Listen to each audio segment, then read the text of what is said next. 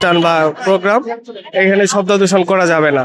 তারপরেও আমরা এখানে মানি না, যার ফলে হচ্ছে শিক্ষাক্ষেত্রে ব্যাঘাত ঘটে।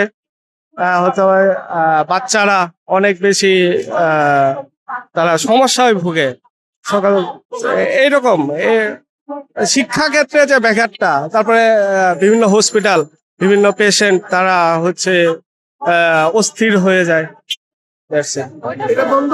এটা বন্ধ হলে কি হবে আমাদের? বন্ধ হলে আমরা সব দিক থেকে উপকার পাবো। দেখেন আমরা এই যে এখন রাস্তায় দাঁড়ায় আছি, দেখেন রিক্সার হর্ন, তারপরে বাসের হর্ন, এগুলো যদি বন্ধ হয়ে যায় আমরা আসলে মানে নিজেদেরকে অনেক ভালো রাষ্ট্রের হিসেবে দেখতে চাই, কিন্তু নিজেরা সচেতন হইতে চাই না। আমরা নিজেরা সচেতন হইলে এই আমাদের যে অস্থিরতা এটা কমে যাবে।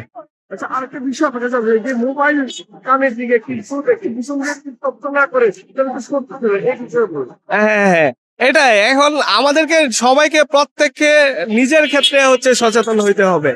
আমি ফোনে কথা বললাম, পিছনে যদি আমি শব্দ না করি তাহলে হচ্ছে আমি সরতেছি না। আবার মানে আমি রাস্তায় মোবাইল চালায় হাঁটতেছি, মোবাইল কানে ধরে হাঁটতেছি, পিছনে যদি, তখন আমার কিছু করাও থাকে না, আমাকে হর্ন বাজাইতেই হয়। শব্দ দূষণের পরে আমাদের জীবনে অনেক বেশি প্রভাব ফেলে। মনে করেন যে কানের বধিরতার হয়। আমরা যখন রাস্তায় ডিউটি করি, আমরা বাসায় গিয়ে অনেক বেশি ক্লান্ত হয়ে যায় শব্দ দূষণের ফলে।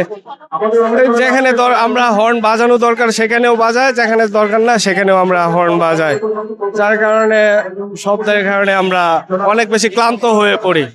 এবং শব্দে মানে দেখা যায় যে বাসায় যাওয়ার পরে আমরা আর কানে খুব কম শুনি, অনেকটা অস্থিরতার সৃষ্টি হয়।